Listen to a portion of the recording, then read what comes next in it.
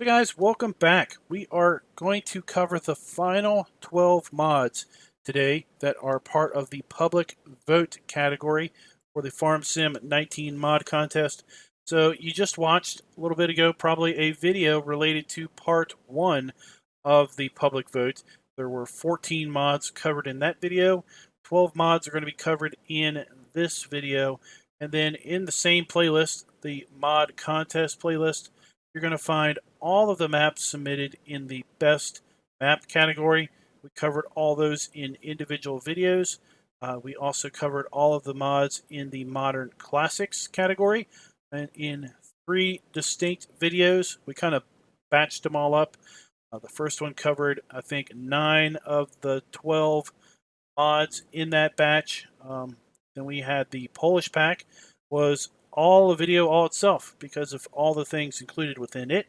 And then the last video covered, I think, the remaining 3 mods that were part of the modern classics category. And then we also took a look and explained what was all up with the Swiss Future Farmer category with respect to why all the maps looked the same and how that was basically part of the actual competition.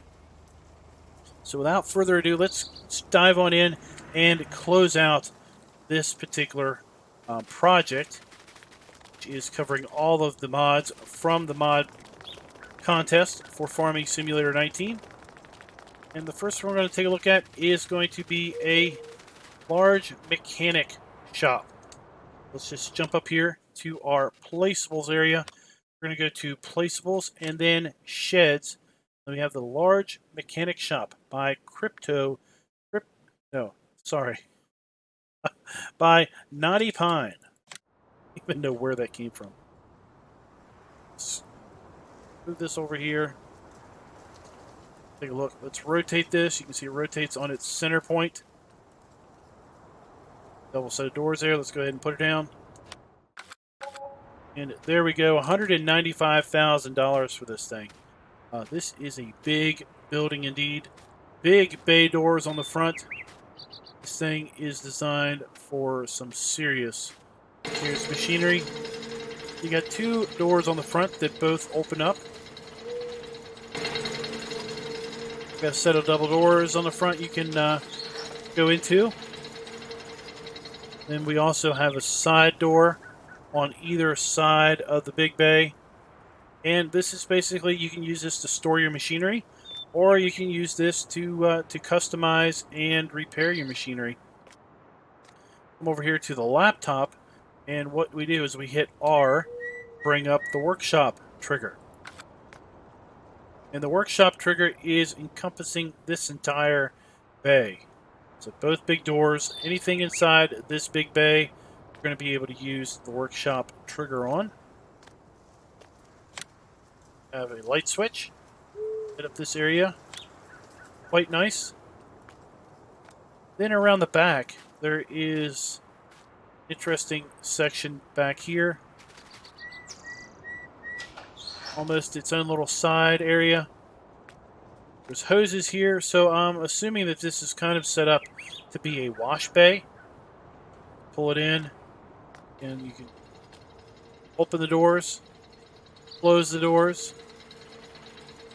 This time when I open the doors, both sides open and close at the same time. And there is no door between the shop and this bay. You'll see some windows. There's no way in and out.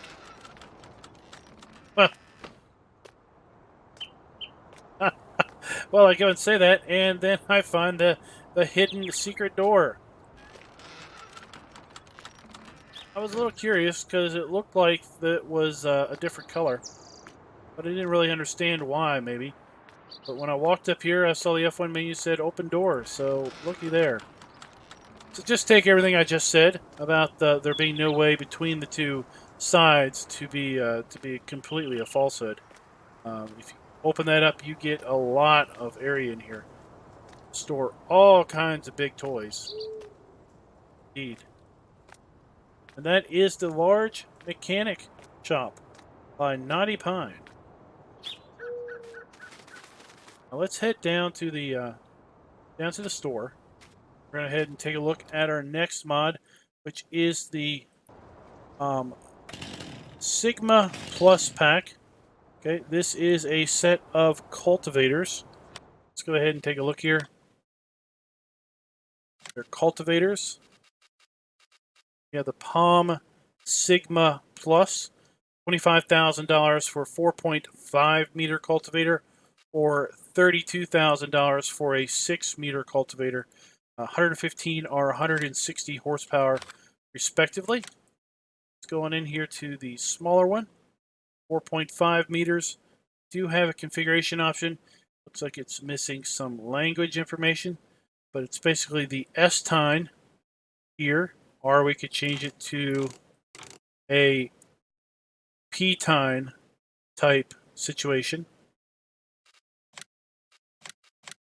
Let's get that. Then let's look at the bigger version, 6 meter. Again, we have the same missing language information. Can configure that. So let's go ahead and configure that up. And take a look at these.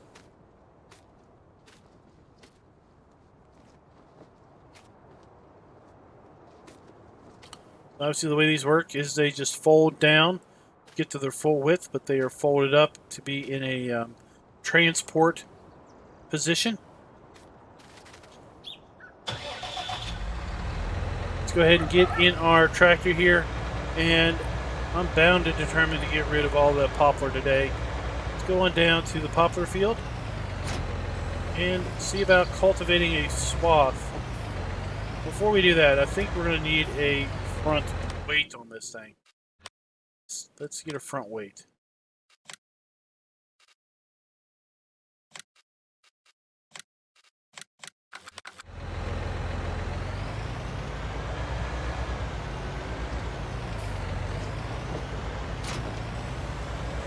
There we go. Now we should be in a better situation. In part one, we left the weights off a few times, and we found it a bit light in the front as we were coming down the hills here.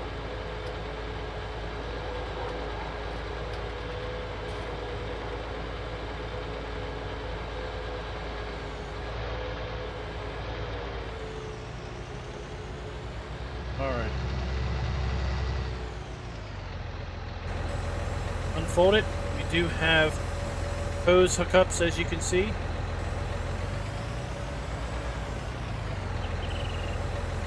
Drop our implement down.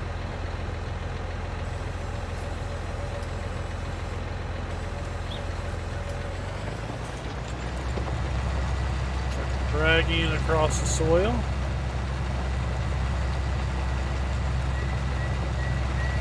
As far as the working animations go, it's pretty good.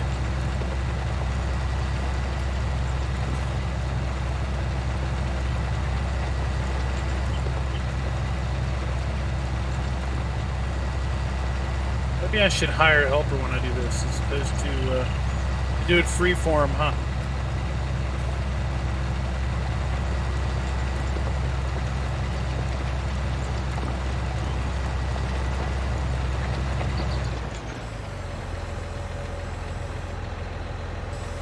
Hold it up. And that is the Palm, the Brodnica Sigma Plus pack by Brodnik. Why do I even try to pronounce these things? Rosinic 17 and Austrian. All the information you can see down there in the lower third as to the as to the name of the mod and the mod authors. Head back up here in the shop. Get ready for our next mod. Next up, we're going to take a look at the Pöttinger Novacat A10 Crossflow by Chris I136. Find this under mowers. Scrolling over here to the Novacat A10 CF for $62,000. Now it has a working width of 10 meters. Compare that to the Novacat X8 which has a working width of 8.4 meters. Mowers are a bit wider. No configuration options on this.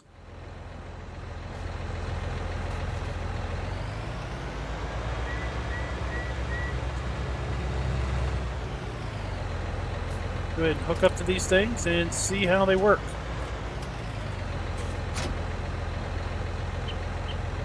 We do have hose connections. It's good to see.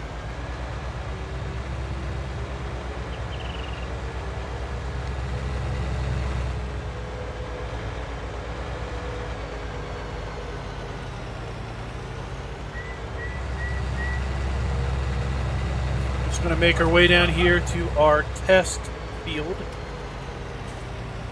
Has some grass in it.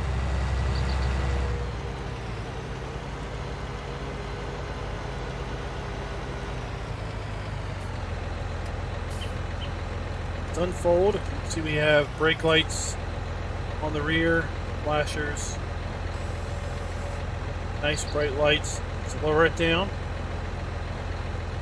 And take a look at this. So we can actually left mouse click and we can extend the mower out. It's full width. On the left side, right mouse click, and we can extend the right mower out. Okay. Pick it up, drop it back down. And we have wide spreading, so we can spread them out. Like so. We can go left control Y, do swath dropping.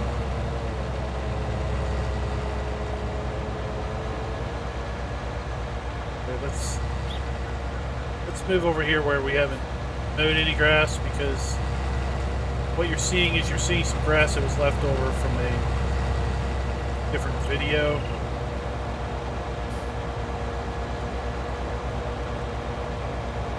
We have swath dropping, so now we're putting it down the middle.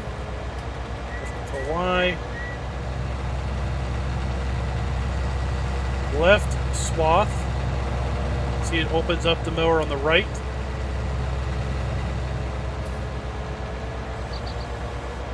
Right swath. Now it opens up the mower on the left.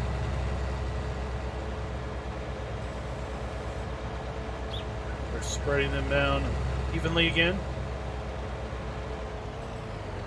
So there you go, guys. That is the Pöttinger Novacat A10 Crossflow. I think the big thing with this one is the extra width on the mower. Of course, the ability to wide swath, narrow, or then toggle the sides is also an interesting and convenient feature.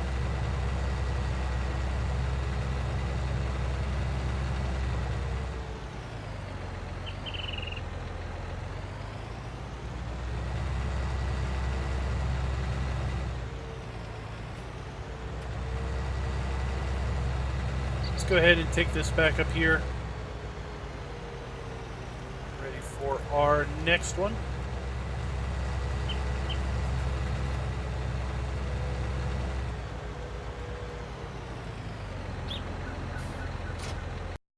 Next up, we're going to take a look at another Pöttinger. This is the Pöttinger Vitasem 302 Cedar by FUFS.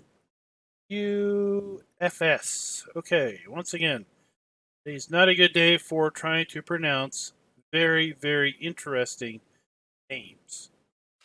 So here are cedars. Thrown over here, we have the Pöttinger Vitasem 302, 3-meter working width, 3-point hitch attachment, 100 horsepower requirement. You have two options, or a few configuration options, sorry. We have Type 1, which adds a little toolbox to the back. Type 2 adds the warning signs.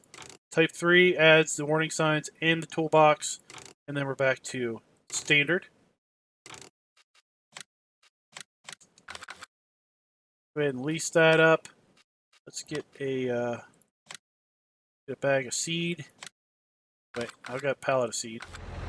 Alrighty. From a different video. Back this on up here.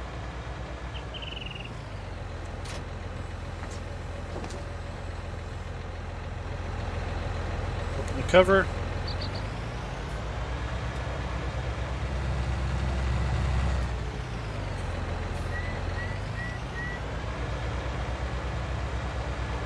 Back it up here to our seed pallet.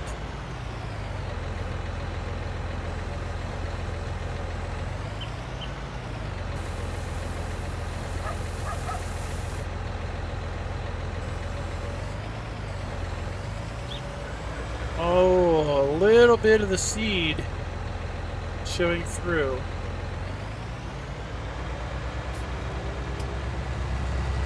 Of course, this is a seeder, so it will work with wheat, barley, oat, canola, soybeans, oilseed radish, and grass.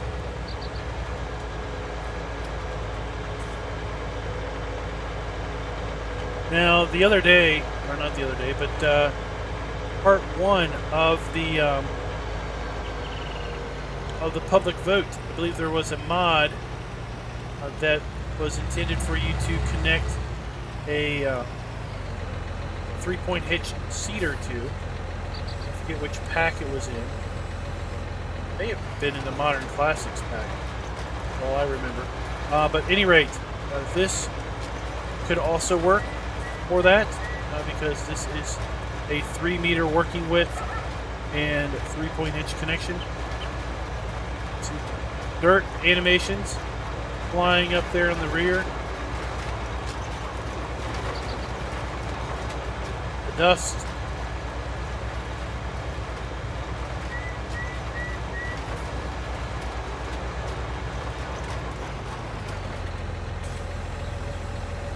While we don't have hydraulics, we do have lights on the rear.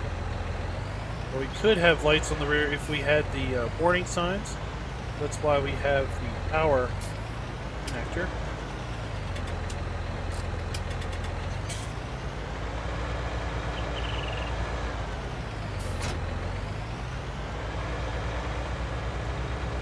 Alright, so I'll meet you guys back at the shop. Alright, next up we're going to take a look at the Rovic Leers DLB 19 pack by Camp Modding. This is a set of plows.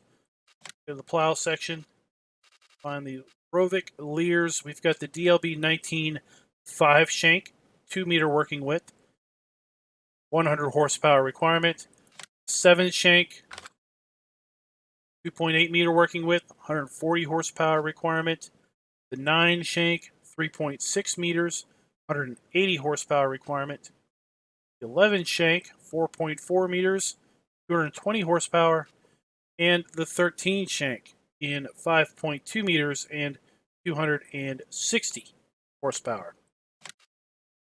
Go into these. See, we do have a configuration option to no roller or to add a roller to it. Go ahead and get some of these. And I think the biggest problem is going to be with these is that they don't fold. So anything greater than probably the 2.8 meter one here, I think you're going to have a problem driving down roads that have traffic, simply because they're going to be so wide that you're going to have a hard time, maybe, if you don't have a way of pulling off. You start to get pretty wide here, with respect to the working width. Since they don't fold up in any way, just kind of hanging out the back. Depending on the map you're playing and depending on the traffic situation, you may or may not be able to get this thing across the road, or down the road, or through the road.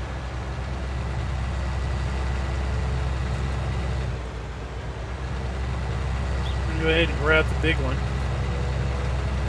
See, we're pretty much taking up the entire road here.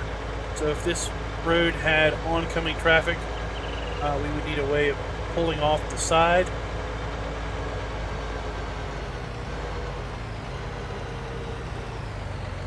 make sure your entrances into your fields are adequate.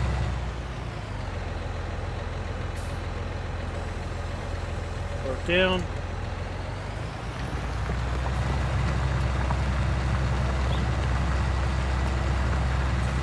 Well, and of course we are going up a hill. So this is indeed leaving the plow texture.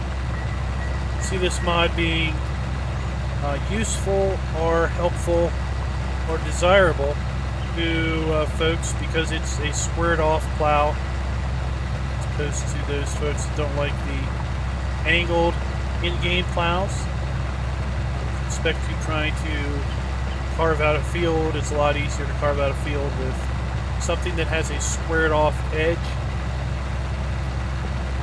Even if you're not trying to do a square field, at least pull it around corners that you know how it's going to carve up the ground.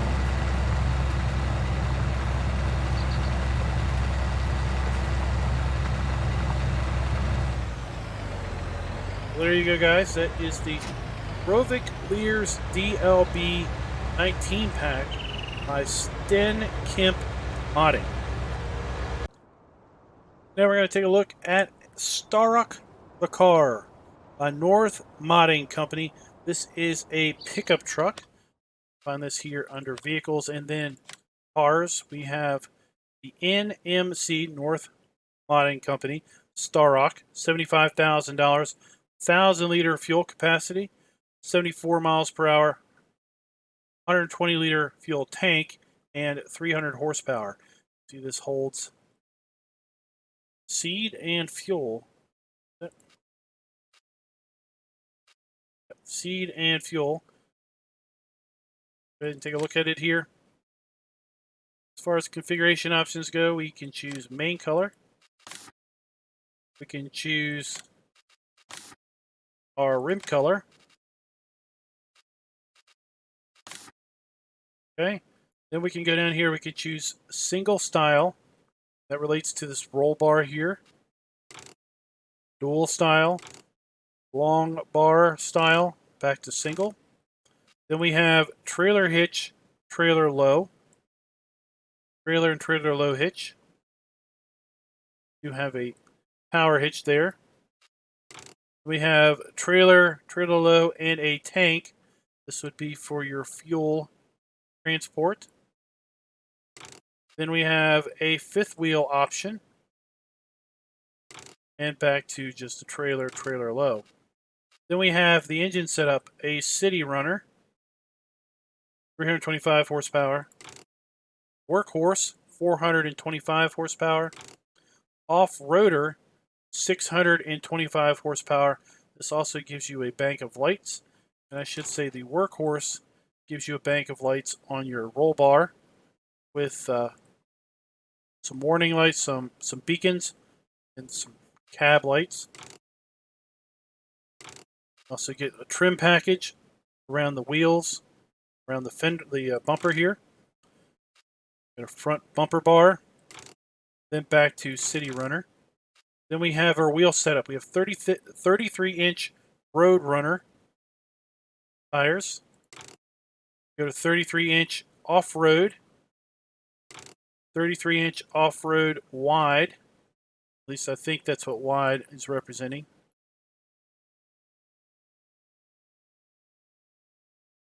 Okay. Then we can go with 37-inch off-road, 33-inch dual, 33-inch lift pack. Basically, now the lift pack, the tires are not quite attached to the axles here, at least on the rear. Might be like that on the front also. You have 33-inch off-road with a lift. You have 33 off-inch off-road lift with a wide stance.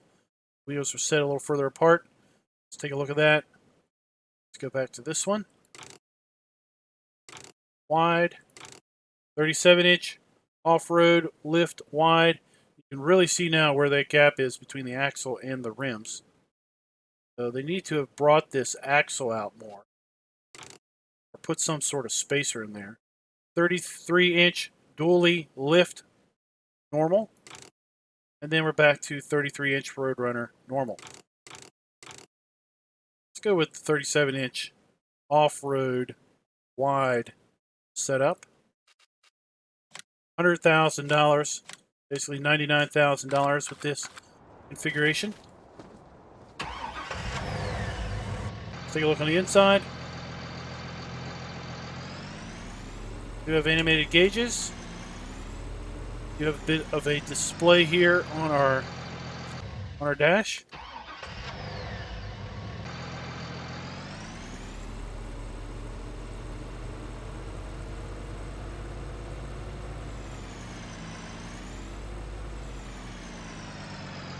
Over here and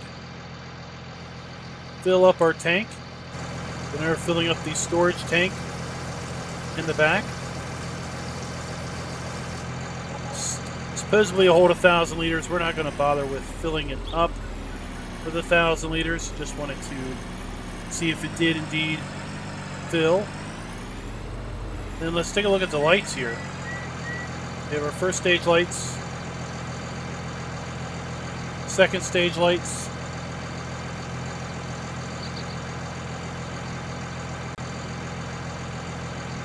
check our warnings, two-way flashers, front and rear, left and right blinkers, reverse lights. So this said that it would work with trailer and trailer low. So let's go ahead and get one of a ball hitch and one of a pin hitch. I think those basically represent trailer and trailer low. Let's see how they connect.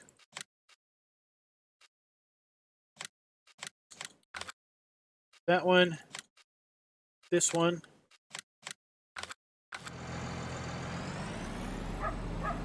Basically see if we can connect to both of these trailers or not.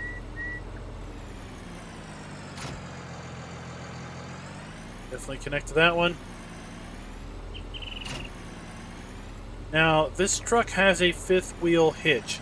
Something to note is Black Sheep Modding came out with the fifth wheel trailer or truck a couple weeks ago. But I think that connection may have only worked with that particular truck. So if you've got that mod pack, you may or may not be able to connect it to this truck. Something else I noticed is it doesn't look like we can put the tailgate down, which is going to be maybe a visual thing with some folks with respect to hooking up the fifth wheel, because depending on the trailer, it may warp through the tailgate. Wanted to just see how this thing handled kind of off-road a bit. Do a little bit of a jump here just to see.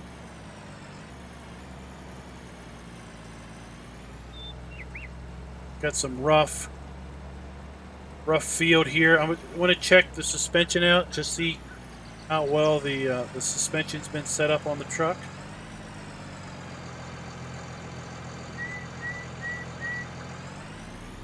It's pretty stiff.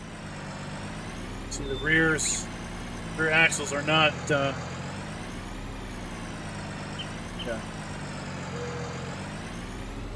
very stiff suspension on this, if there really is any suspension at all.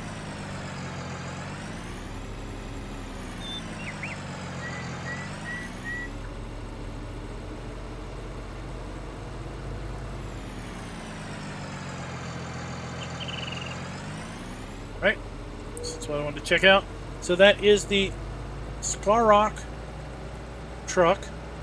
Mod is called Scarok The Car by North Modding Company. Something else interesting. Yeah, the fuel gauge. Fuel gauge down there doesn't have any fuel in it.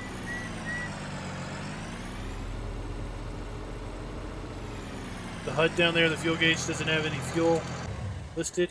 Let's run over here to our tractor. Of course, you know, we can see there's fuel and wear on it. Run over here. Now it shows up. It wasn't showing up there earlier. We were just in it. Go ahead and scroll the video back a little bit. That green bar wasn't there earlier. Now, next up, we're going to take a look at the self-marketing mod. And I have to say, it shouldn't be this confusing. And it shouldn't be this hard to figure things out. I looked at this for a good 45 minutes, trying to replicate what was in the picture here on the website. So let's go ahead and pull that up. Okay, so here is the self-marketing mod. We zoom this in so that you guys can see it a little better. Okay, so here's the self-marketing mod. And it says, with this pack, you can open your own direct marketing. For the purpose, you can choose between sale houses of different sizes, as well as vending machines.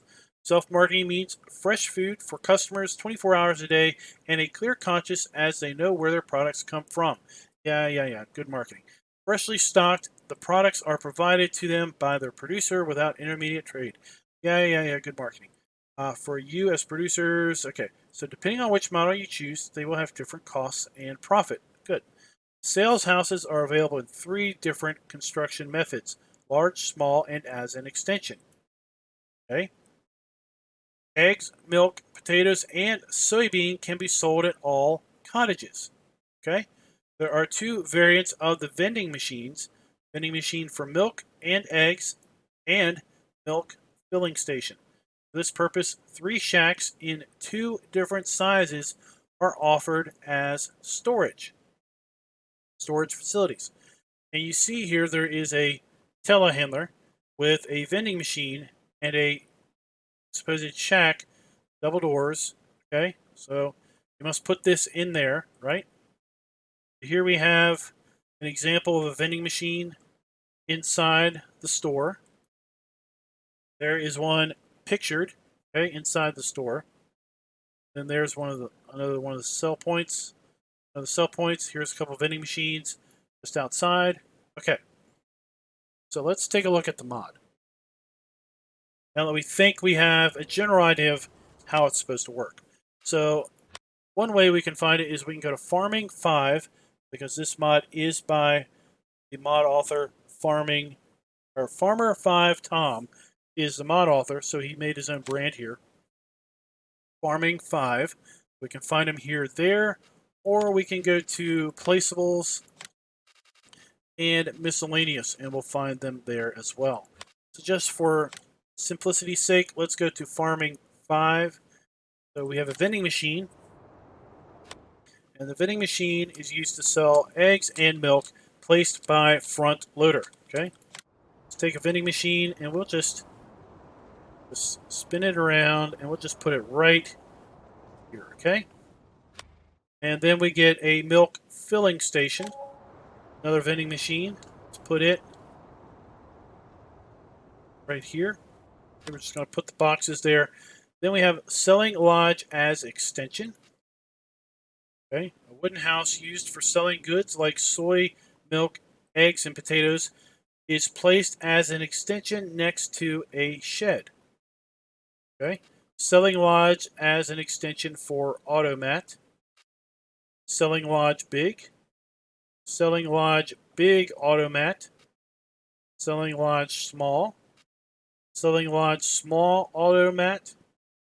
And that's it. Okay. So this is Selling Lot Small Automat. Put right here. Okay. Now over here it said Selling Lodge as an extension next to a shed. Okay. This is Selling Lodge Small Automat. I assume this is the shed that it's referring to.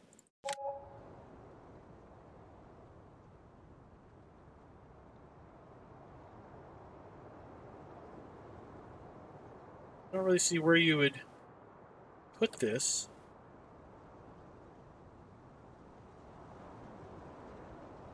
Doesn't really work next to it. So what I'm going to do is I'm just going to place these kind of apart from each other so they won't interfere with each other. But at the same time, we'll basically be able to look at them all fairly easily. Okay. That one in. Then we have Selling Lodge as an extension for Automat.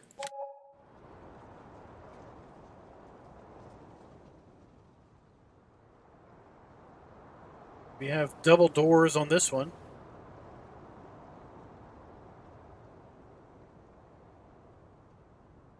Put that one down there. Selling Lodge, big.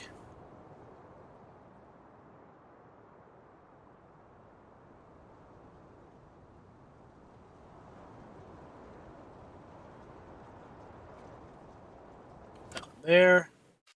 And then Selling Lodge, big, Automat. We already put that one down. No.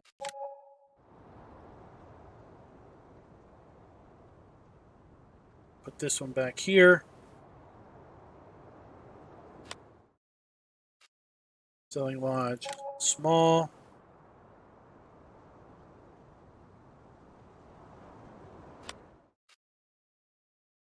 And then Selling Lodge, small, Automat.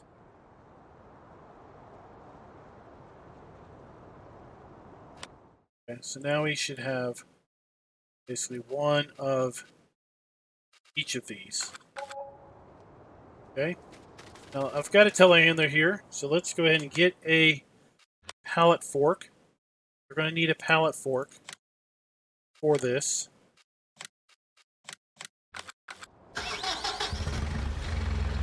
And let's drive up there and check these things out.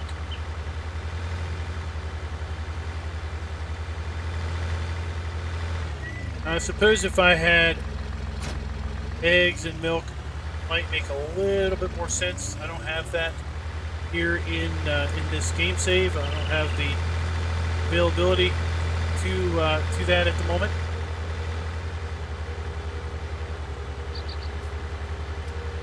But just based on the description and based on the pictures, other than that they are sell points, the direct interaction I'm a little confused on. And I'll show you guys here in a little bit what I mean by that also.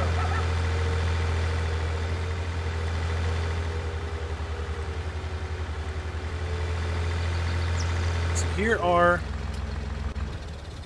our two vending machines. Okay.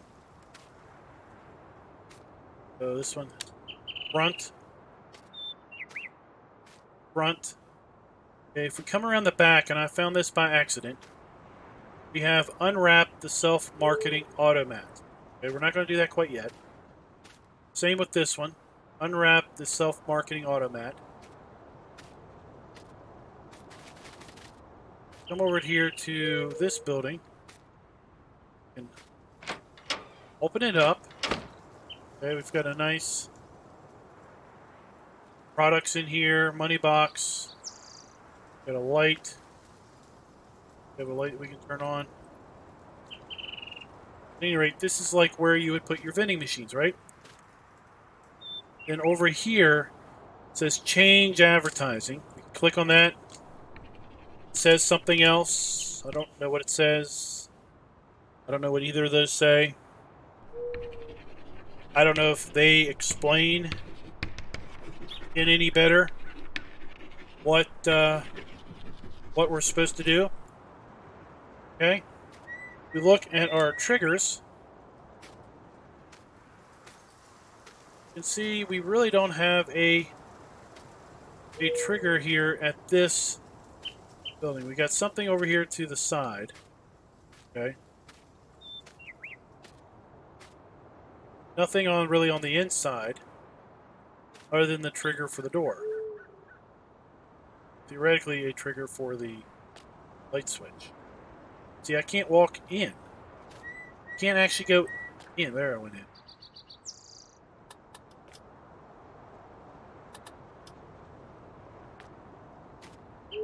Okay. Let's go down here to this one. Got a... This time the trigger for the advertising is on the other side. Okay. See, we're changing that. There is a trigger here to the right this time, as opposed to the left. Whereas on that one, the trigger was to the left. Open this one up. Get a little table that comes out and moves over. But it's just decorative. It doesn't actually do anything.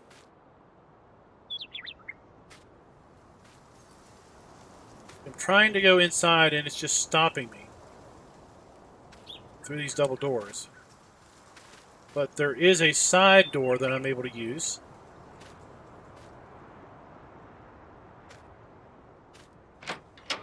Okay, and I can walk in the side door. Then there is a potato box. Okay, I can lift this up.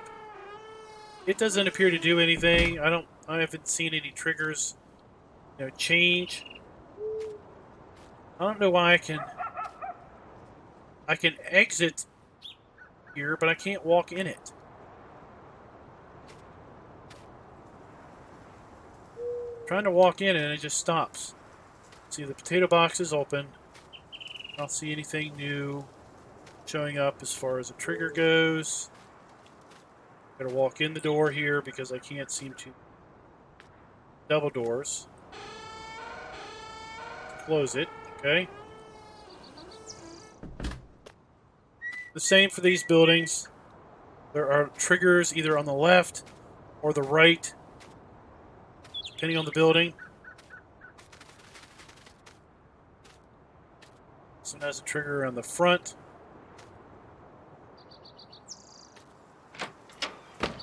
This one you can walk in. Wanted to. Okay.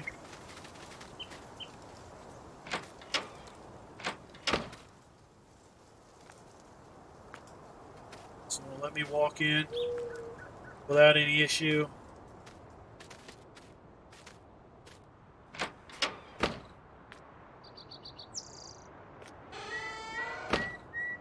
Potato box.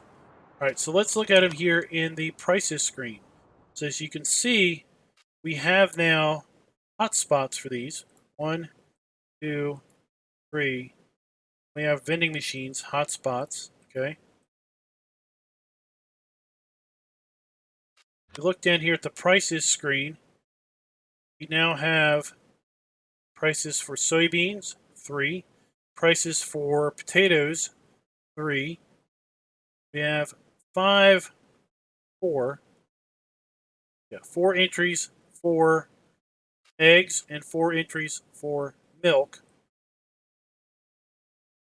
Okay, so this is the automat. Is that automat right there?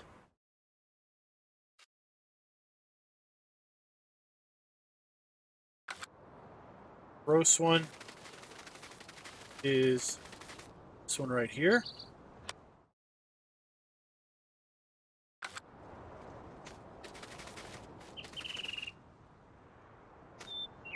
This one,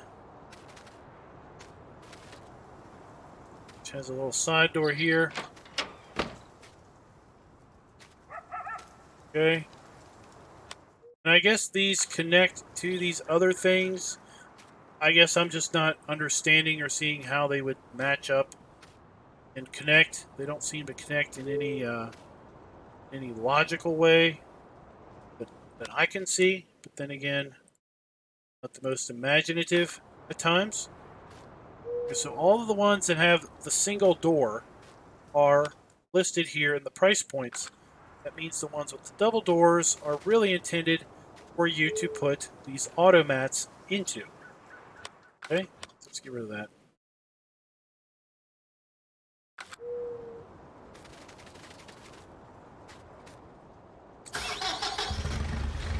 We didn't see anything in the store about this other one over here on the left. Get our pallet.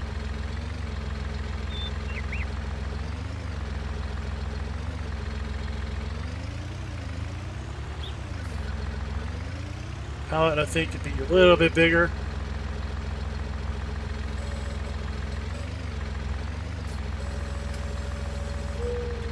Okay.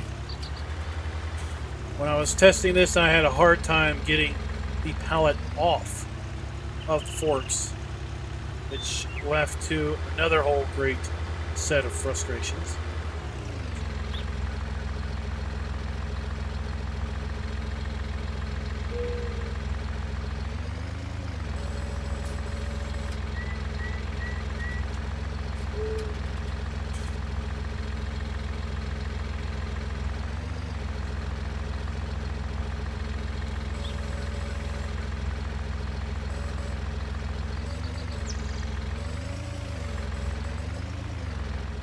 Okay. Coming around the back here. And we want to... Oh, shoot. That's the front. Put it in backwards.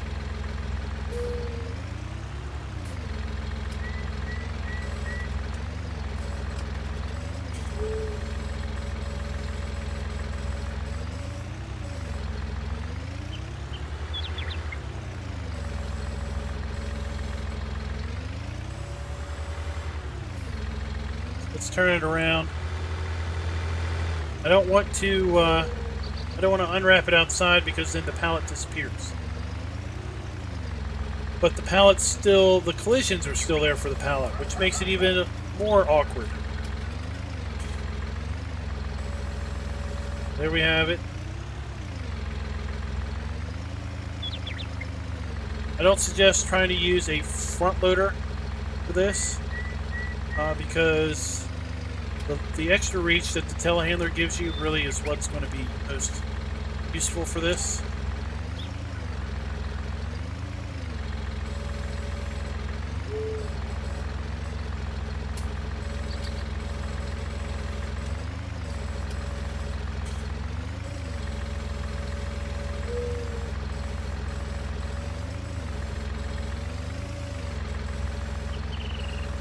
Don't tell me it's stuck on here.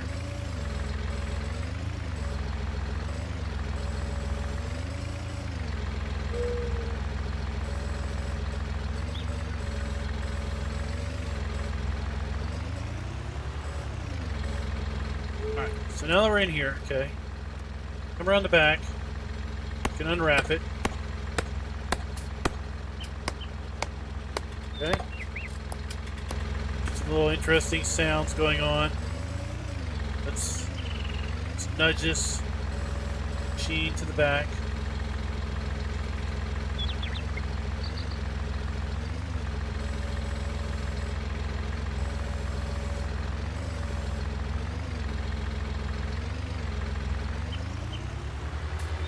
Okay. Now this is, when we come up here, we go test the automat by buying an egg. Okay, so I'm left click. A little animation.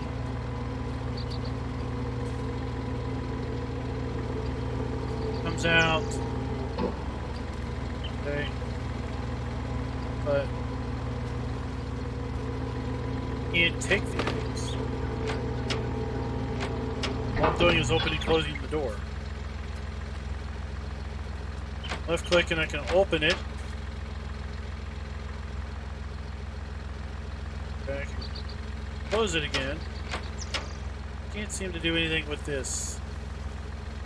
Once I've gotten the egg. Go back here and I can test the automat. Click it again and it puts the egg back.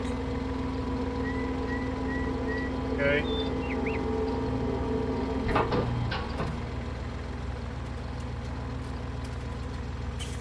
Now if we take a look at the F5 menu, there's a trigger associated with the automat over here to the right, to the left. So I guess you just bring your stuff up here to the side and then it sells it. Again, if we look here, tag it.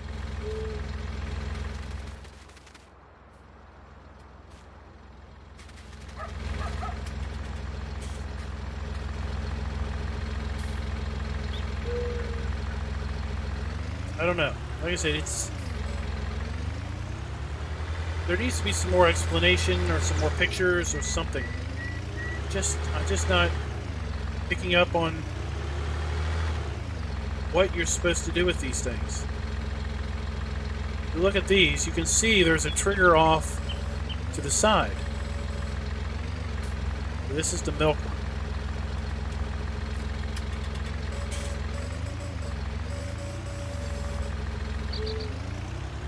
Hopefully I'm not so crooked on this thing that it won't come free.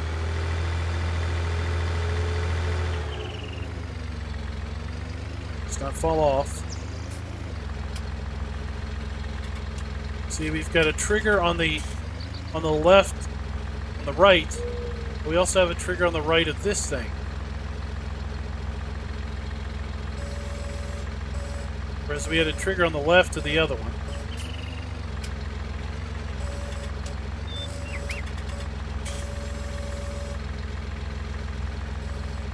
Not put it back too far.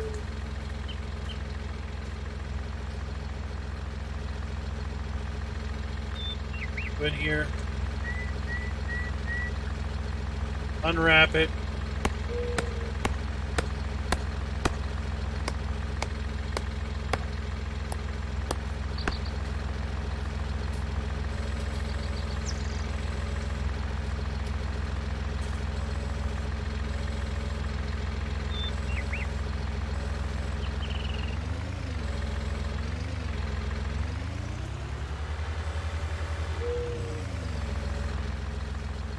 Now if we walk into this one, I can't go in those doors. Why?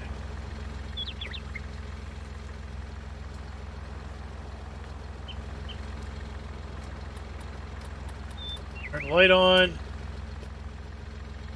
Open the potato box. There is a trigger clearly marked. I can't go in these doors. The trigger marked here, the front of this machine. But when I approach it, I can't do anything with it. So you might say, okay, well let's get let's just buy one of these. Let's put it there. Put it there.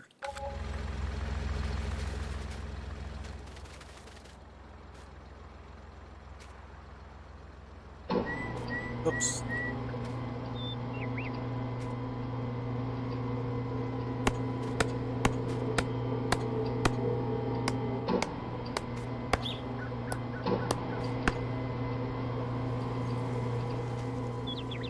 We have a trigger off to this side.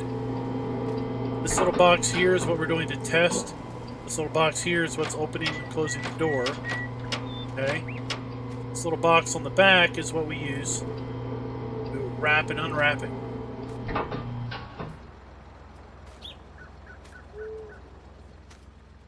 But do you bring your eggs up to this thing and it just buys them off to the side?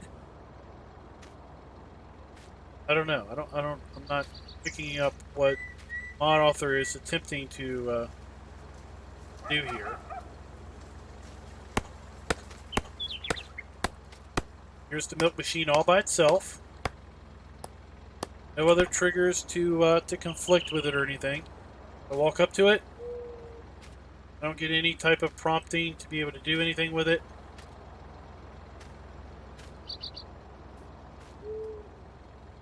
I can wrap it back up and ship it back because I don't have a clue what to do with it. This one has the trigger off to the right. So you could set them side by side, and in theory the triggers would be opposite of each other. But what do you do with this?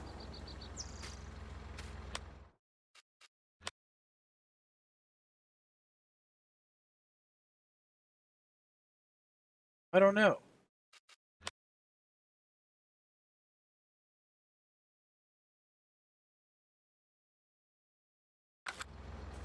But, I mean, that is that one, right?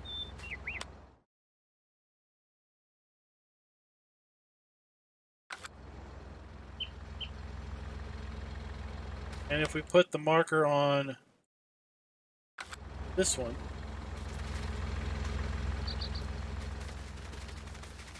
I don't know why it's way over there still. Moved it.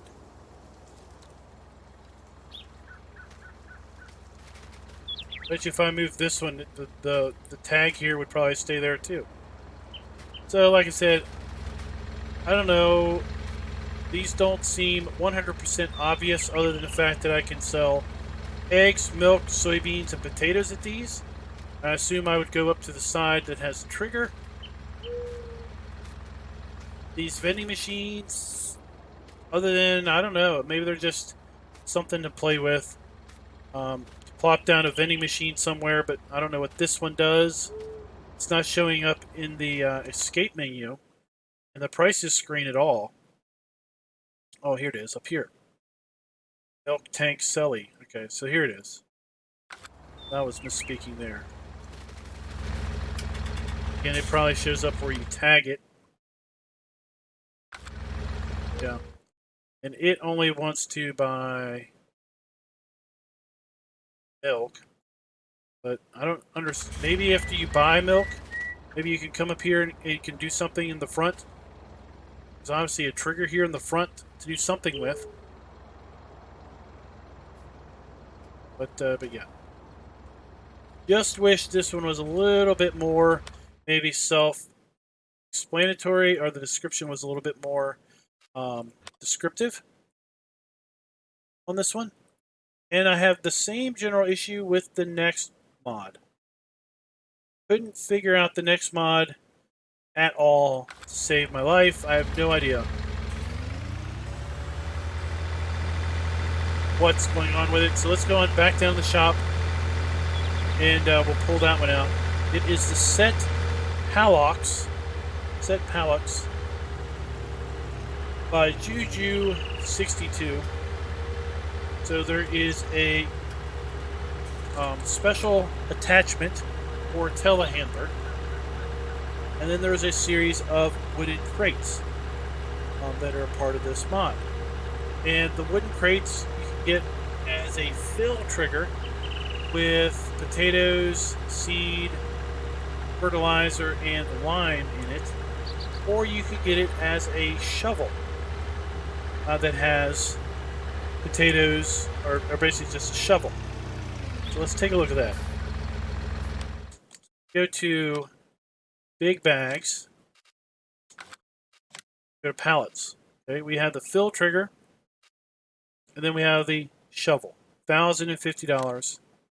This one holds, yeah, it does a little shimmy and then it settles down. This one holds potatoes, or we could get the seed version, the lime version, or the solid fertilizer version. Forget the potato version. Basically buying 4,000 liters of potatoes for $1,050. If we get the shovel box, we are getting a box that is, well, empty. To go. Well, when I was testing this earlier, it actually showed up, but I don't know. Okay. So here we have the fill trigger and the shovel. Let's go here and look at tools and then telehandlers. And we have the pallet fork that is associated with this mod. The main color. Change the design color. The design color is just for the straps, strap attachments. Okay.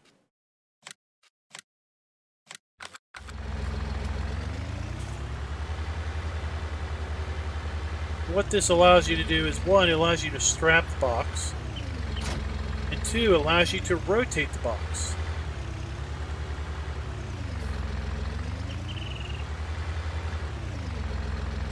Okay, and the picture in the mod hub, pick this up, strap it down. The box is going nowhere now. Pretty much stuck where it is, stuck, right?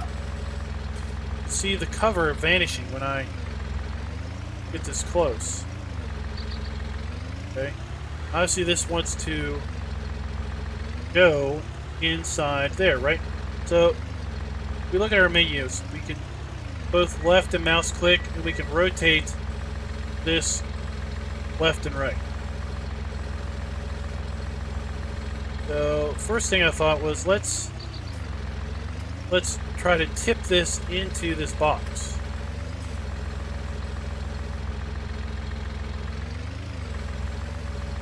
And well, that didn't work. But then I accidentally drove over top of the box and it started to empty into this other box. Now, I didn't try this with the trailer, so let's try to pour it into a trailer.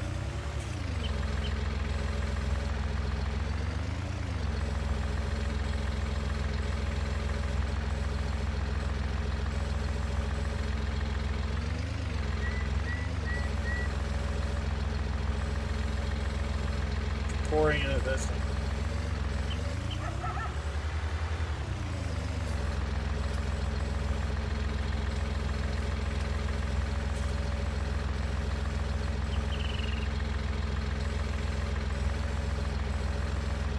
So if we look, like I said, if we look here at the picture, and like I said, some of these mods, I really wish they had some actual descriptions. I mean, that's the description. Set, Palox, and fork.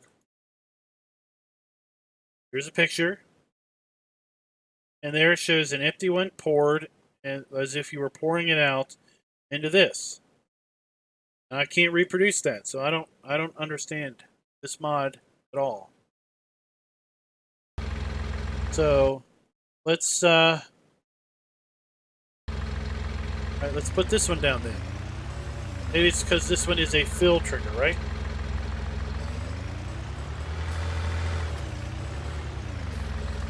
Put this one down. And I messed with this for a good half hour and didn't get very far with it. This has some potatoes in it, right? Because we emptied them out by accident.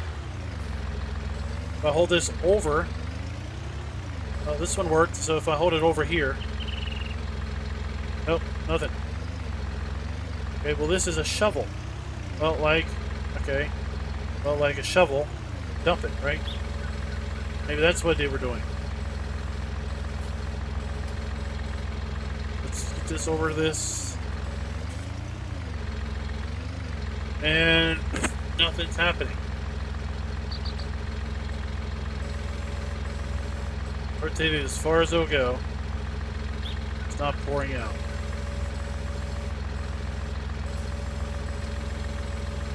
Let's rotate it the other way.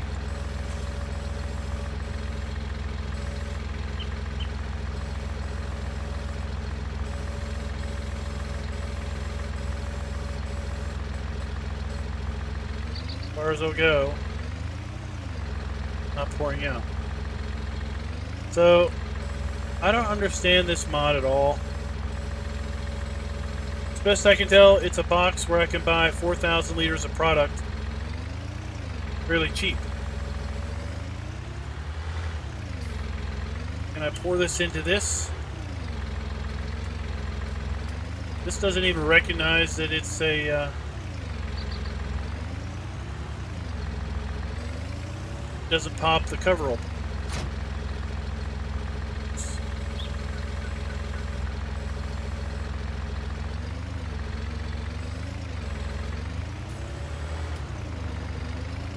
I did it. Now I broke it.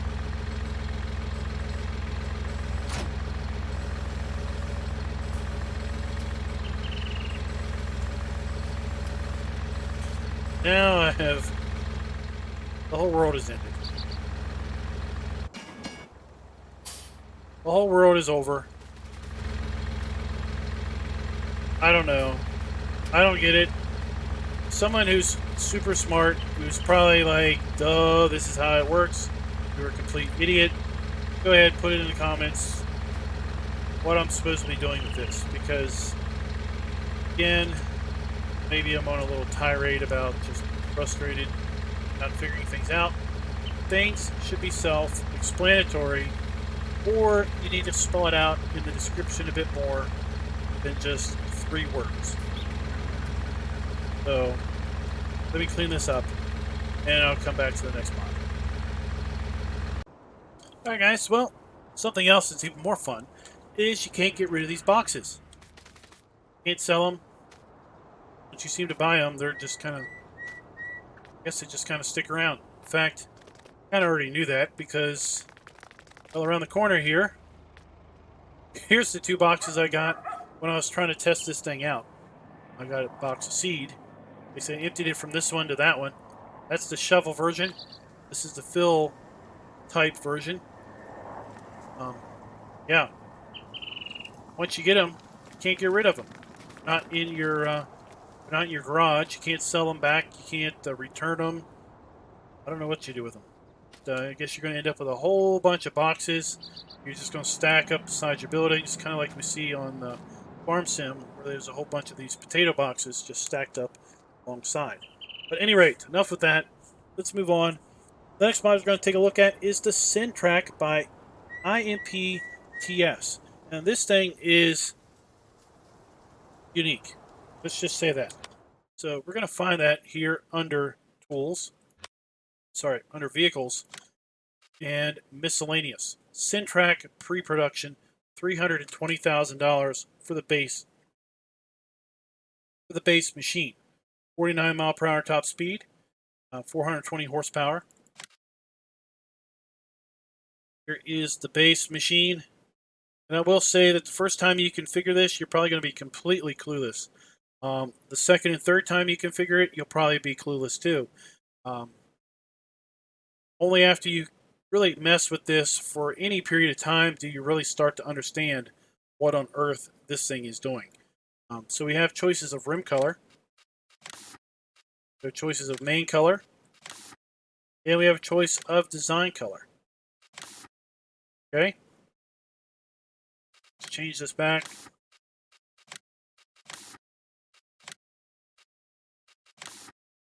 Then we have configuration default.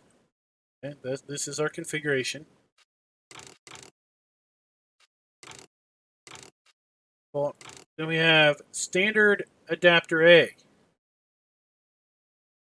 Okay. Then we have standard adapter B. Okay. But there's some buttons and a light on either side. Then we have standard adapter C. Okay, we get buttons and then some fenders. Okay. And then back to default. I'll come back to that. We have wheel branded Nokian, Michelin. Okay, Nokian and Michelin. So then we have wheel setup communal 2x2, 2x3. But these things are floating in the air. But wait, remember we had that. That makes sense. That looks right. Okay, well, okay. I don't know, maybe there's no way to pair these together. But when you pick standard adapter C, B, or A, I think the wheels should pop in on their own. As opposed to looking like that. Which is like, what is that? You could probably buy that. And it would probably look really weird and probably behave completely weird. And you'd be like, what is up with this?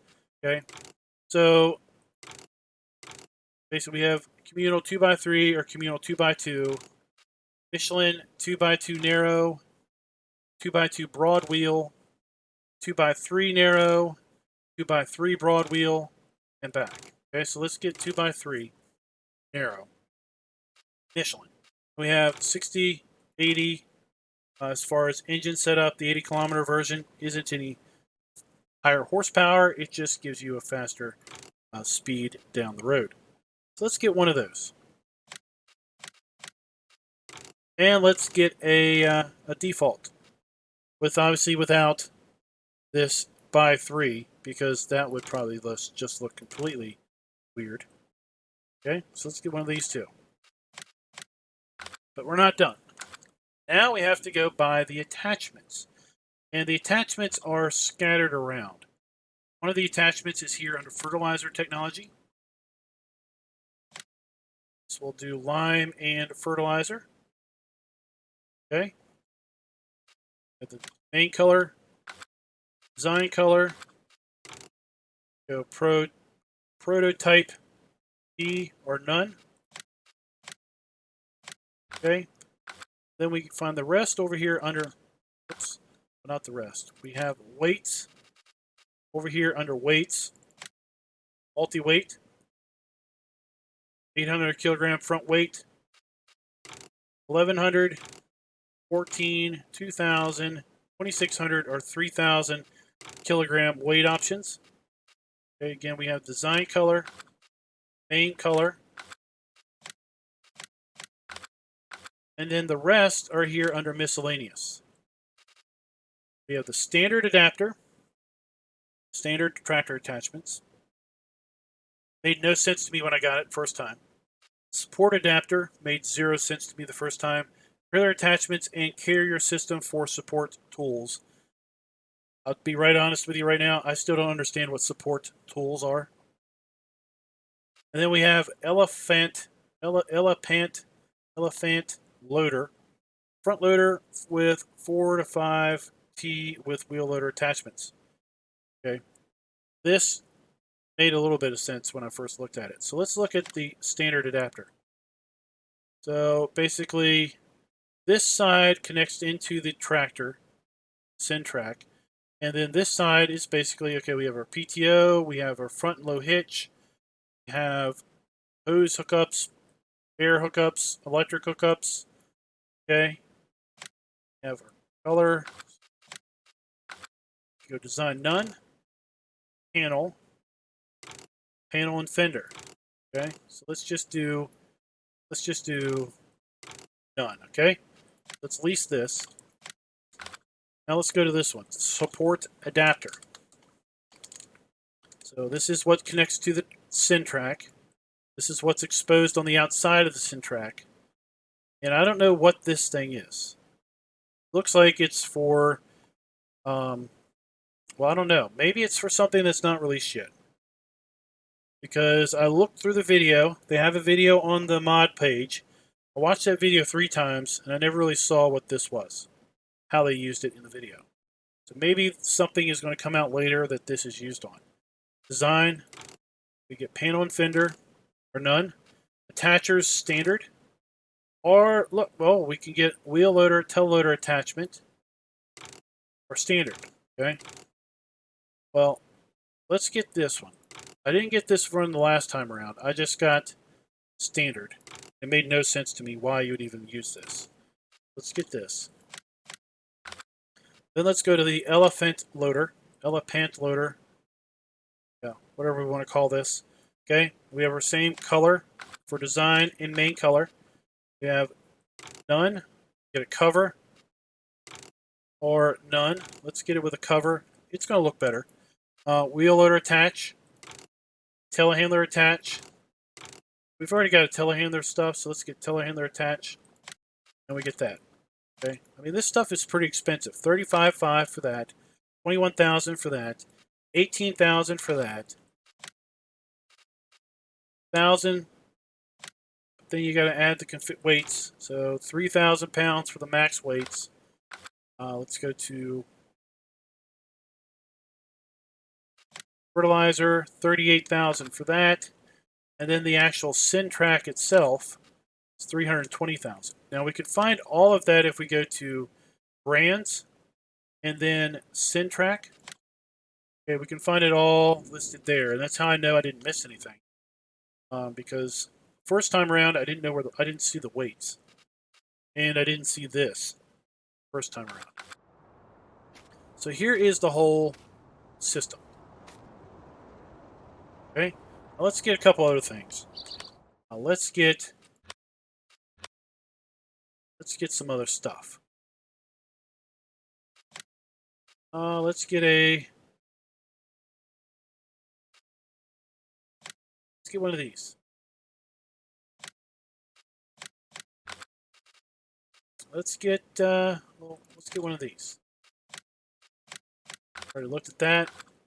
Let's get. Yeah, sure. Let's get one of these.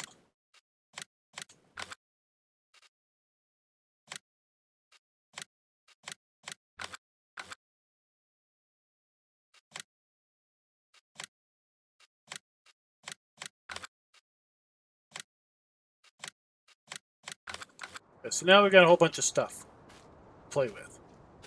Let's get in this thing. Let's take a look at it. There's some cool animations on the steering wheel. Very futuristic steering wheel display there. It's got a couple side displays. Animated foot pedals. Okay. First stage lights. Second stage lights. Third stage lights. We can go here. We can change driving direction.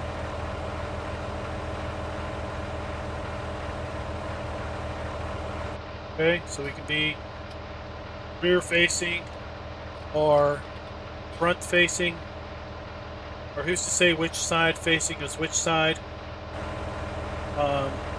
We can hit unfold tractor, which initially made no sense to me because it didn't do anything. Let's fold it back up. See, we're not doing anything, right? Fold, unfold. Left click. Got all these controls, but they don't do anything because we haven't connected anything to it yet. Now, in open cover. Hey, we've seen something that looks like that. So we have a run on the front and one on the back, and they. Oh, look. So these things connect either to the front or the back, however we want to connect them. And by hitting in, basically the whole tractor squats, and then the covers come off. Let's back up to one of these things. Uncover. Just pull in here. Slide in, and we connect.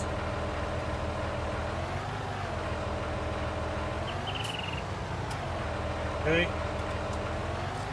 And we could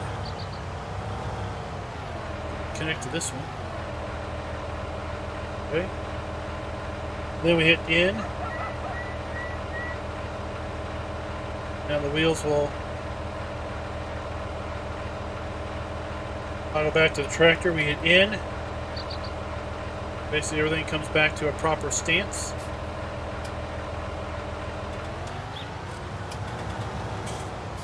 Toggle to the front, left click,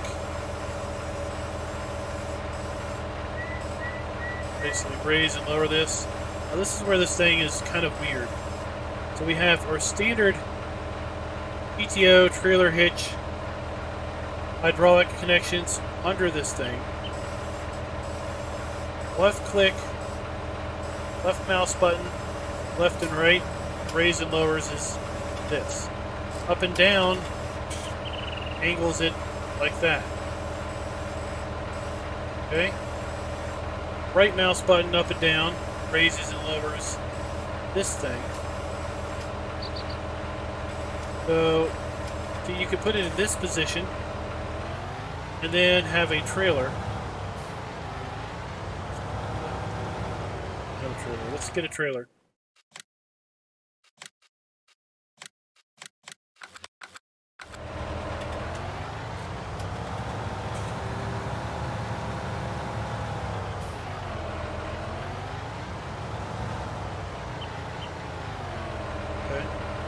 I can do that. But now remember, the top thing has a wheel loader bracket on it. So it has a wheel loader attachment, so I could attach wheel loader things to it. Forks, bucket, silage fork. Okay? But why would it make sense to have a bucket in that position? I don't know. So we have a fertilized spreader on the back front. We have a trailer here on the back front. And then we have the ability to have a wheel loader attachment basically there. I can do this. Now, since I have a trailer attached, I can't go up and down anymore. I disconnect that, now I can do that angle, that. Once I connect the trailer, I can't do that anymore. Okay? I can get to this position, and now if I had a bucket, you know, I could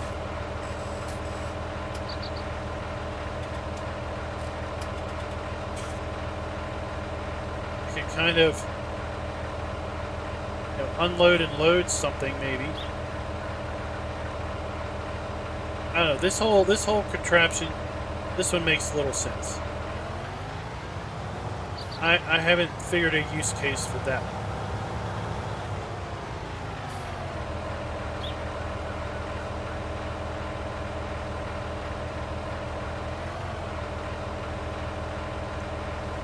There are some other ones that make a lot more sense. Let's back that one off. Let's come over here and get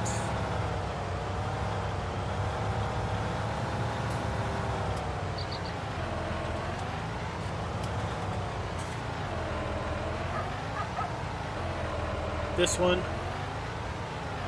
Okay. Back to our tractor, we hit N to raise it all up. Make sure we're on the right one.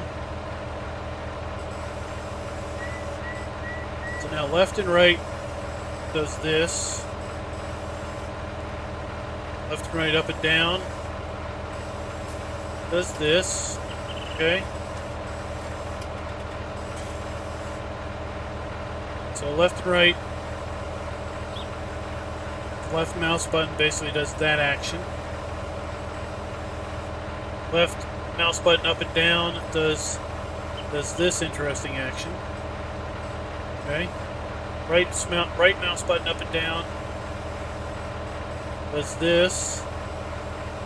Left and right mouse button up and down doesn't do anything.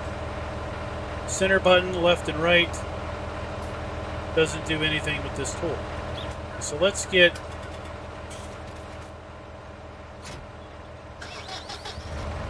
these forks.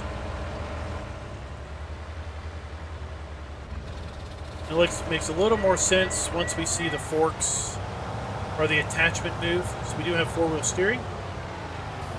Toggle that to front wheel steering, crab steering, all of that funness. So now I basically have telehandler, front loader telehandler. So left mouse button.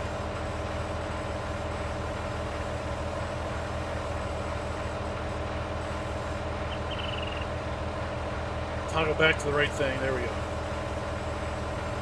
Left mouse button up and down. That. Left and right. That.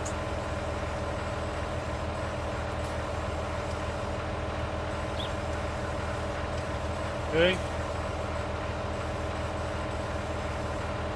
Right mouse button up and down does this. So we kind of have some rudimentary front loader capability with this thing. And we could either do telehandler or wheel loader tools. And something else. So take a look in that upper right. We have a camera. The camera is on our forks. The camera is just sitting out there somewhere in the sky. It's this magical camera. But we can basically now see the forks. You really can't see with that cover there where the camera comes from. But when we detach this whole thing, that whole panel goes away.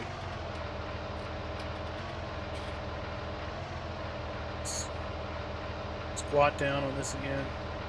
Got a little graphic on our display there showing that we've squatting position in. Raise it up.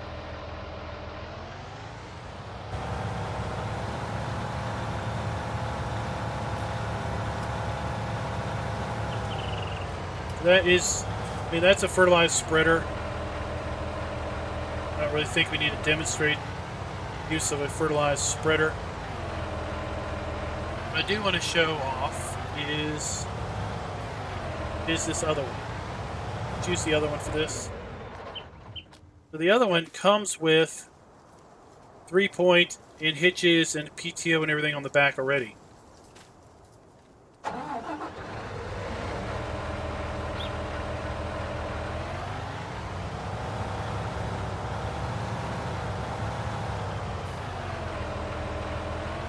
What we can do is we can put this. I didn't mess it up. We can put this standard adapter on the front.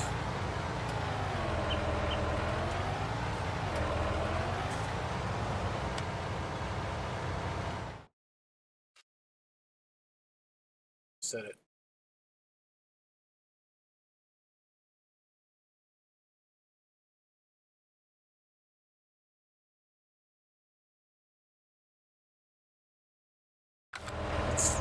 Let's get rid of a few things so we can have some more space here.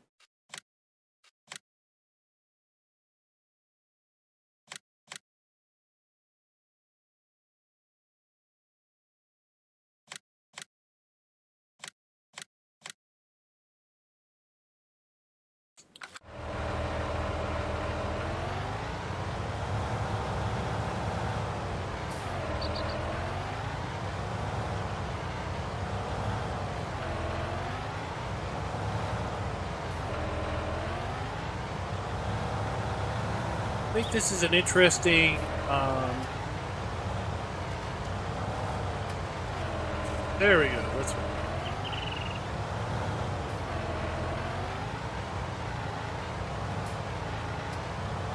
I messed up my weight.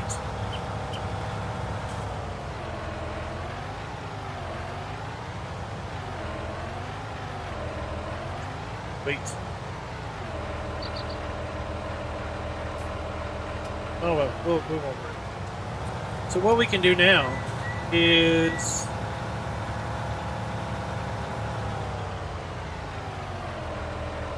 I can connect this. Now when you connect this, you need to toggle to the right thing.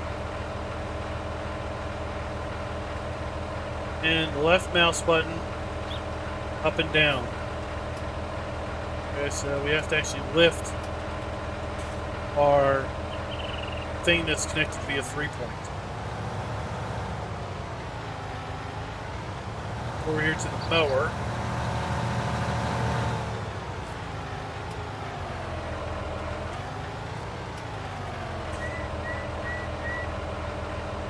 Connect it. Now we have a rather interesting and rather lanky mowing machine.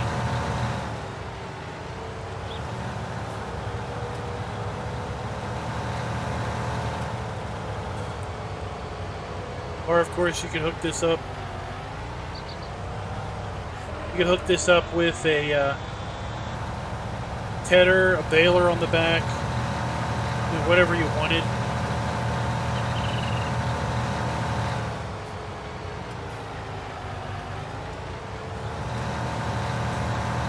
But there's a few manual controls that you need to do with this. Here we're out in the grass.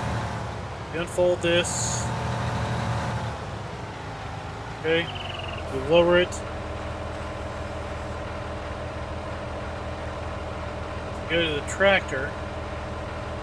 We can lower this down.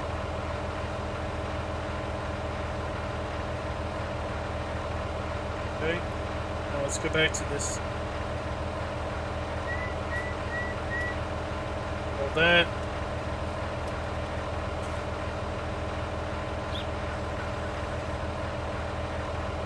Lower that down. Extend those mowers out. Okay. See, it's lowered, but it's not lowered. We gotta go back to our tractor, and we have to lower this whole thing down to the ground. Okay? And now.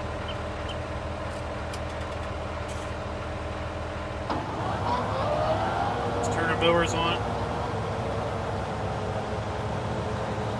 And here is the other feature of this TRAC. Remember when I hit unfold and it didn't do anything? Well, that's because it's not really folding. It's a hill stabilization thing. So let me fold it back up. You see, we're now kind of sitting on an angle, right? I mean, we're on an angle. Now, if I hit X to unfold tractor,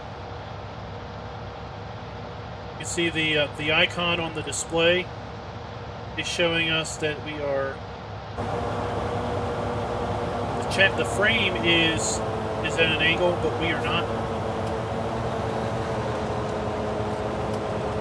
It's kind of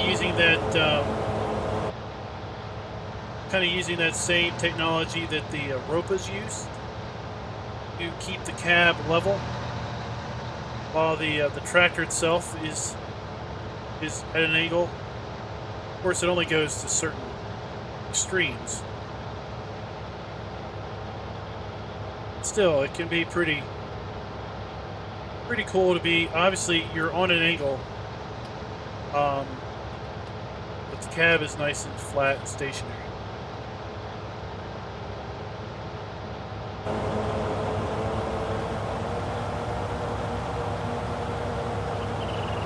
Drop that off.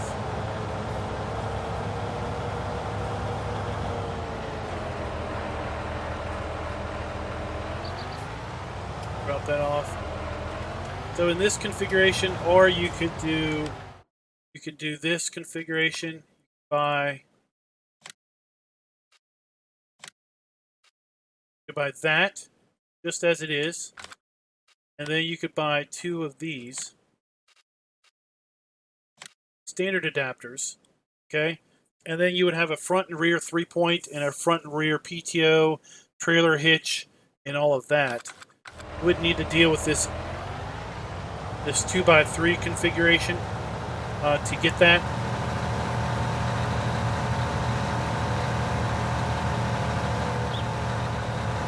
So that is the TRAC. Kind of an interesting thing if you've got a lot of money in the bank account and you want to play with something different. This is definitely something you could play with.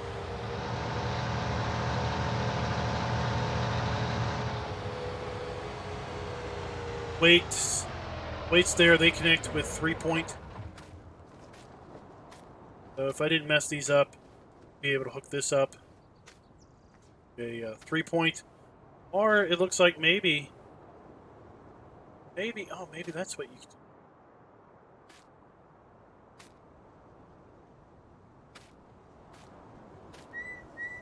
It's like maybe it's got a wheel loader.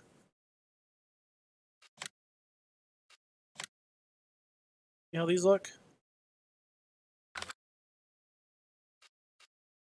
Again, I wish it had a little more better explanation.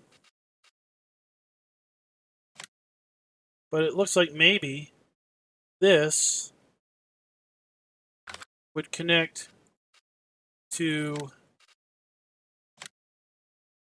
this with that. And then you would have all that extra weight on the rear or front, depending on how you had this connected, to your tractor. And then you would have access to those trailer hitches also. So maybe that's what support adapter means. I don't know. Like I said, sometimes I think a little extra explanation could go a long way in helping folks understand how to use some of these things. But there you go. That is the TRAC.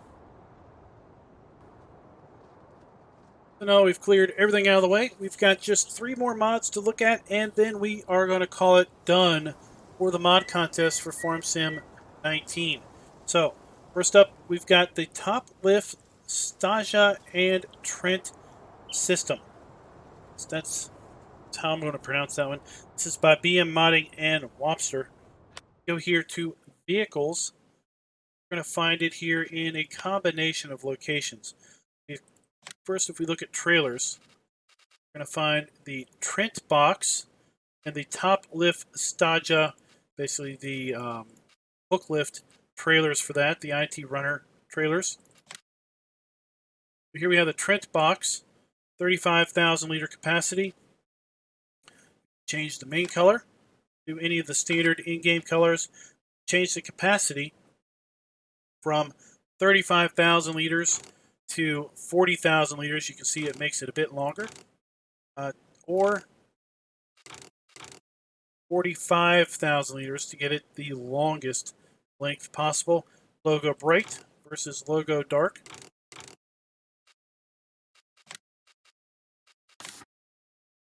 Go with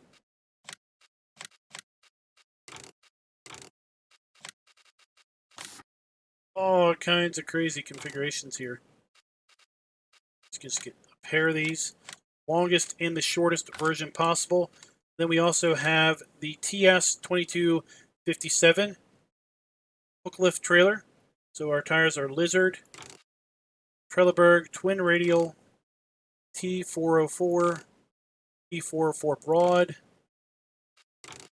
Michelin X Cargo X Bib, Cargo X Bib Broad, Cargo X Bib HF, HF Broad. Back to Lizard. Let's get one of these. Then we have the longer version, TS3067, with the same tire options. This one is in 3 axle configuration. Then we got to go over here to slurry tanks to get the last 2 items in this pack. We have the Trent Tank Octo, 20,000 liter capacity. Now you can see this works with the IT Runner 26.33 HD or the TopliftStaja. This holds slurry and digestate. That is not seed. That's just showing fill type. Slap hand to forehead helmet from back on the pickup truck. At any rate, this has a working speed of 10 miles per hour, 150 horsepower requirement on this, and a 12-meter spread. This can be used to transport and spread slurry. Choice of main color for the frame. Design color is going to be the design. Picking up the design. See what's red here?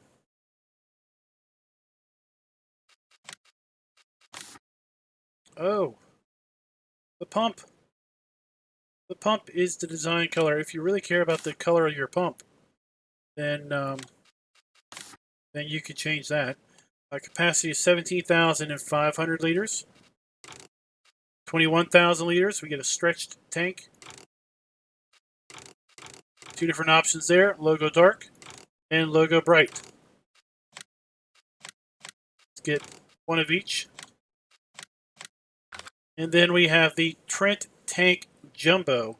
180 horsepower, 25,000 liter capacity, 12 meter working width, 10 mile per hour working speed. Once again, we have some color choices here. We have design color, tank, main color, going to be the frame underneath it. Interesting, this huge hook. That's supposed to be a hook. Hook that with, or just 2 different compartments.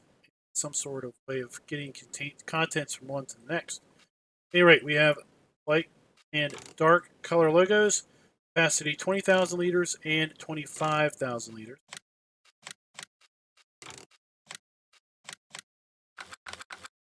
And that is the pack. Let's take a look and see. We got a fill gauge on these.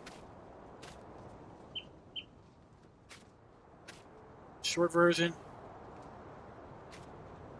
Long version. Short trailer. The long trailer. Remember, the Trent box came in 3 different sizes. Got the 2 extremes, the short and the long. But there is a size in between that also works.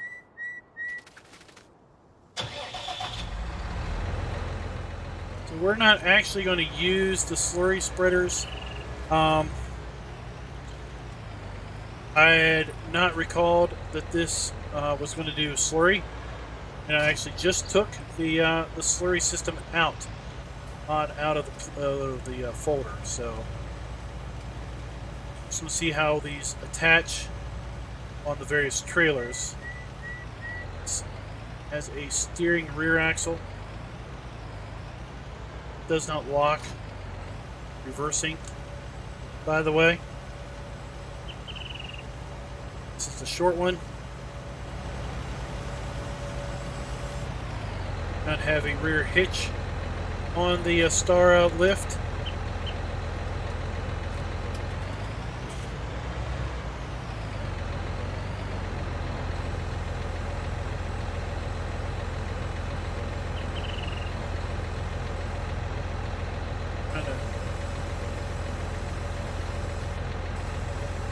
Okay, so this is changing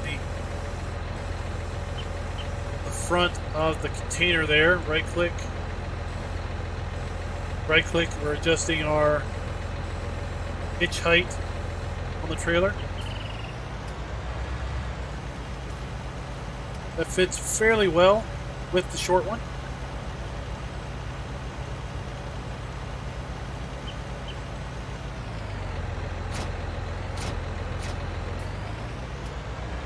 Let's go ahead and try the short tanks with this version. I have no doubt that they will fit.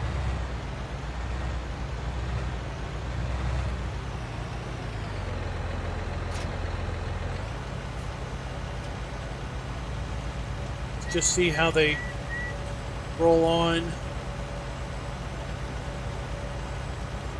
Everything sits on there very nice.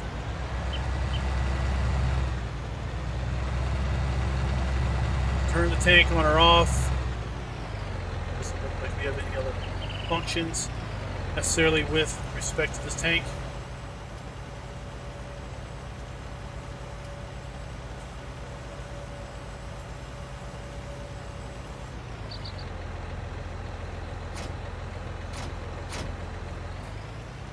Okay.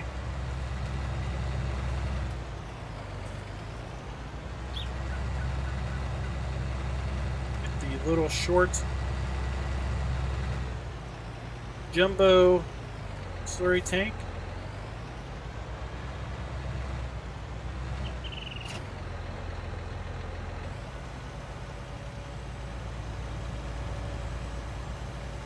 So overall, a fairly nice looking setup here.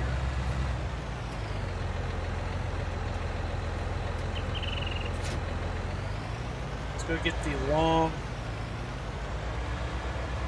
trailer. And I'm a little curious to see how this long box sits on it. This long trailer, we have a steering axle in the front and rear of the trailer. They steer when you reverse also.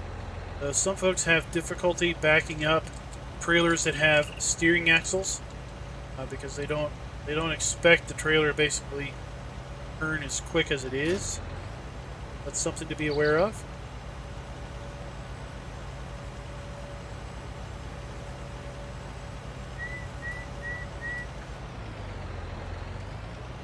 Wonder if you're supposed to use the short trailer for that medium length container. So this we have tip side back and tip side grain door. So let's see how this tips.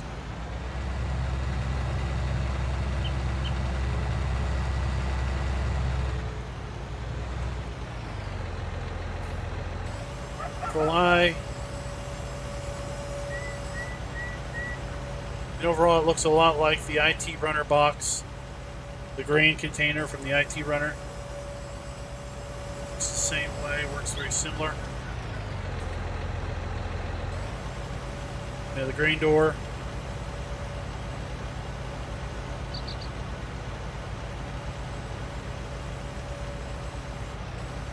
This trailer also does not have a rear hitch on it.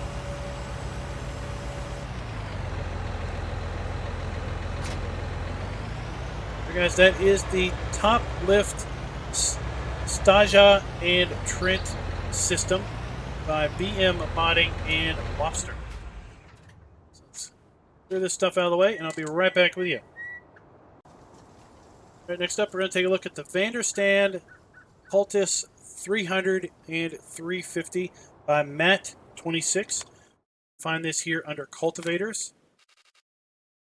The Vaderstad Cultus 300, 350, $17,500, 3 meter working width, 150 horsepower requirement. We have the option of the Cultus 300 or the 350, which adds 2 little tines on either the outside. It's a little extra working width to there. Cage runner or rubber runner, or soil runner, steel runner. So we have a few different options on the rear roller there. We have cage, rubber, soil, steel, then back to cage. Let's go ahead and see how this thing works.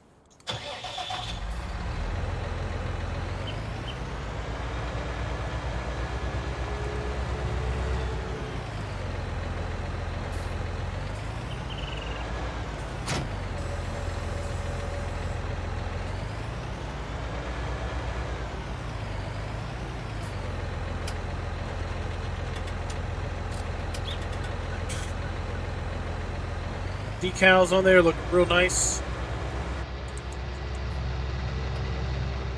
Not too grainy, not too blocky or anything.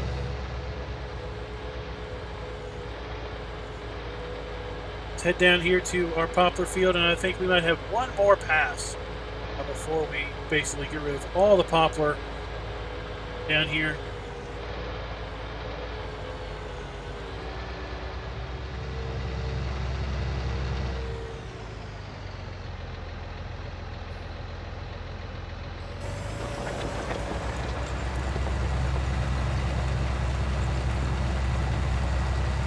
Check out those animations. That is seriously turning over a serious amount of dirt.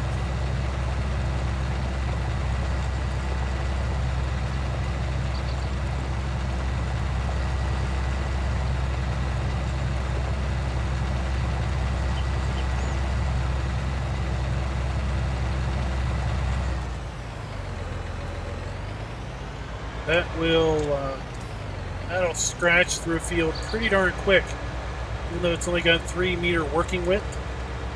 Given the fact that we can do this at 9 or 10 miles per hour, wouldn't take very long at all to clear out a field, that's for sure.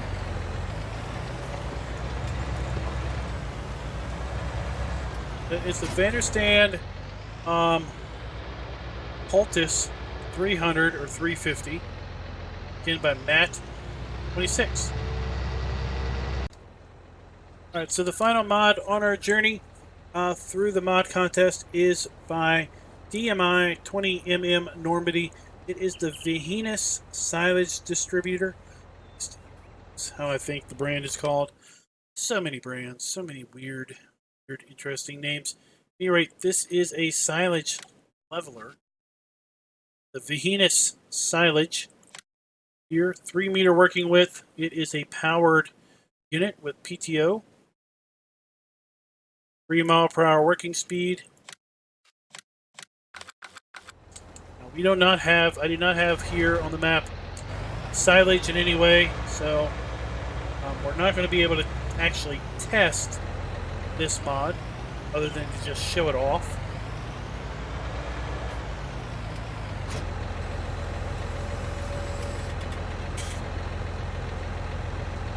cow looks pretty good on it. Unfold it. Very, very slow animations on there.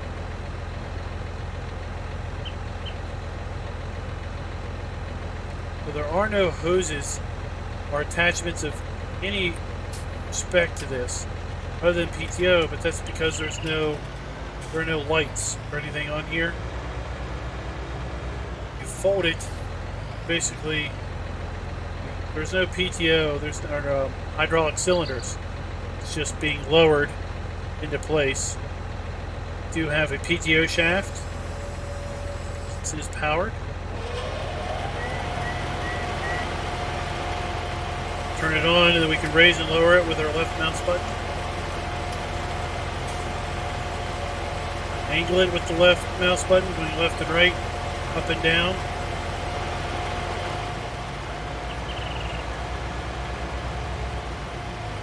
Other than that, that's pretty much what it does. Sides flop around. Pretty nice. Turn it off. Hold it up.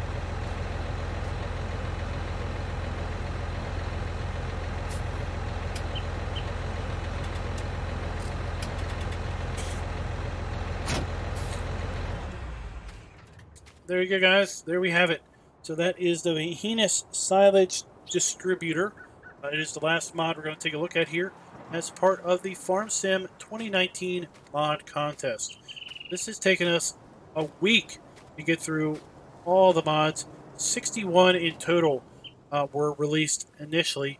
I think a few of those mods fell off the mod contest entry pages, either as a result of having rule violations, or maybe they were just taken out because they were just weren't working as expected or as intended. Maybe we will never know why those mods left, but we were left with some number just under 50, or some number just under 60, I should say, mods. We had 3 maps to summarize in the Swiss Future Farmer category. We had 16 maps in the best map category. There were 26 mods, I believe, in the public vote category, and 13 mods or so in the Modern Classics Young Timer Award category. So we have until July 22nd to basically do our ratings. We'll have to download the mods, download the mod we want to rate, go in-game to the in-game mod hub, select the mod, and at the bottom you'll see a rate button. Click on that, give it 1 through 5 stars. Do that for as few or as many mods that are part of this mod contest. July 22nd is the deadline for voting, and I believe July 27th, that weekend, is when the winners will be announced at FarmCon. So tune in and check that out on the Giants channel. Basically see who wins in what category. And until next time, happy farming.